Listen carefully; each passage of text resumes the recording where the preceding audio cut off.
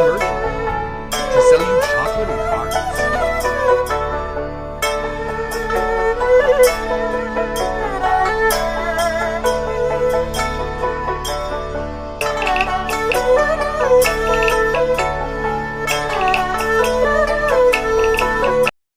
Hi guys, so good evening and welcome back to my magical world. It's 11:06 in the evening right now. Today is August 23, 2025 and it's Saturday, so I think it's already the start of the ghost month. I'm not really sure. Check nyo na lang guys. So, we're just going to continue finishing yung hindi natin natapos kanina. So, yeah. Page 283. As the years went by, her knowledge of cattle continued to grow. Wait lang, check ko lang yan. Continued to grow, both through research and through frequent contact with them. Soon, her work expanded to other farm animals, such as hogs and later to antelope and elk. She became a sought-after consultant to farms and zoos.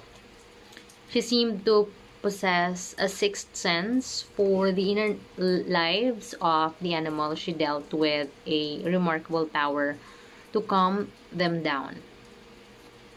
She herself felt that she had reached a point where she could imagine the thought processes of these various animals.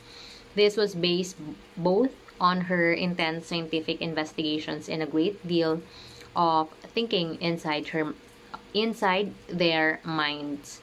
She determined, for instance, that animals' memory and thinking is largely driven by images and other sense. Wait lang. I am lost. wait lang guys, wait lang. Okay. Images and other sense traces. Animals are more than capable of learning, but their reasoning process cycles through images.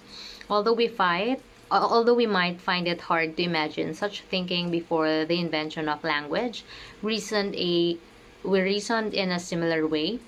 The distance between humans and animals is not nearly as great as we like to believe, and this connection fascinated her.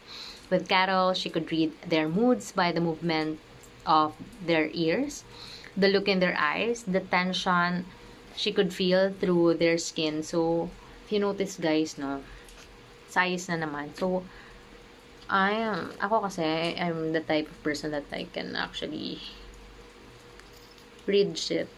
Maybe I'm a psychic. Through many things, like their eyes, I just, you know, can feel things, even their thoughts. So when studying the brain dynamics of cattle, she had a strange feeling that they resembled people with autism in many ways.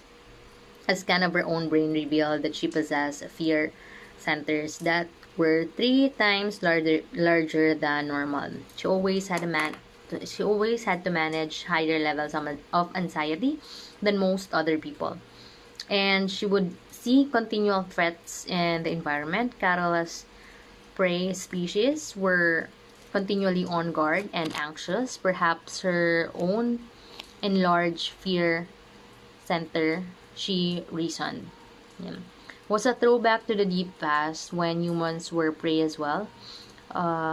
These reactions are now largely blocked or hidden to us, but because of her autism, her brain had retained this ancient trait. She noticed other similarities between cattle and people with autism, such as the dependence on habit and routine.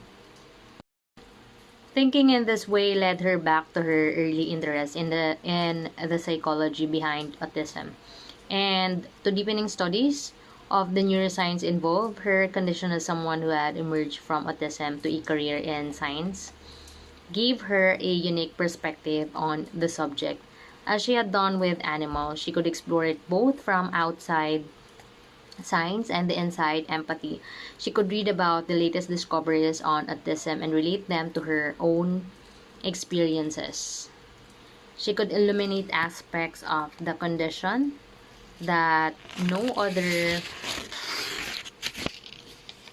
scientist was able to describe or understand, as she delved deeply into the subject and wrote books on her experiences. She quickly became an extremely popular consultant and lecturer on the subject, as well as a role model for young people with autism. As she looks back on her life from the present, Temple Grandin has a strange sensation. She emerged from the darkness and chaos of her earliest years of autism, her mind partially guided out of it by her love of animals and her curiosity about their inner lives.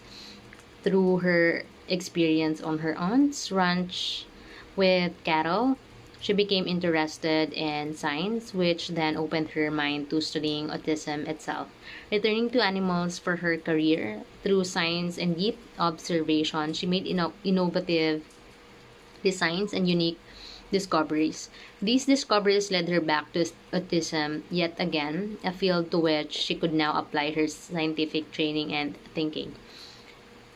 It would appear that some form of destiny kept directing her to the particular fields that she could explore and understand with single-minded purpose and mastery in her own ingenious way. So, iba-iba tayo guys, the role we play in this dimension, this world is different. Like, that's why you really don't need to compare um, your life to other, kasi again, iba-iba tayo ng, you have a role to play here. It's your job to figure it out. Okay? So, ayan. Thank you guys for listening, and thank you for helping me make this world a better place for all of us and for the future generation. I'll see you again.